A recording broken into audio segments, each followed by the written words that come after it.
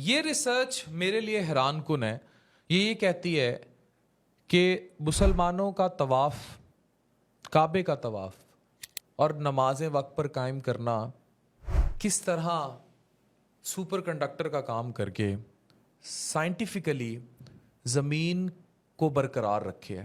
اب یہ حیران کن ہے. یہ دیکھیے، Lawrence E Joseph New Mexico کی ایروسپیس جو ہے اس کے کنسلٹنگ کارپوریشن کے بورڈ کے چیئرمین ہیں. انہوں نے کئی کتابیں لکھی ہیں اور نیو یارک ٹائمز، سیلون.com، فیملی سرکل، آڈوبون اور ڈسکور جیسی بڑے اخباروں اور میگزینز کے لیے لکھا ہے. پروفیسر لارنس ای جوزف نے لکھا کہ ہم مسلمانوں کے بڑے قرض دار ہیں کیونکہ طواف اور نمازیں وقت پر ہونے سے سپر کنڈکٹر قائم رہتا ہے. اب یہ سمجھنے کی کوشش کیجیے. امیریکینا روٹ، اگر مسلمان زمین پر طواف یا نمازیں کرنا بند کر دیں، خاص طور پر کعبے کے چکر کو، تو یقیناً ہماری زمین کا چکر رک سکتا ہے، کیونکہ سپر کنڈکٹر جو بلیک سٹون کے مرکز پر قائم ہے الیکٹرو میگنیٹک لہروں کو پھیلانے میں کامیاب نہیں ہوگا.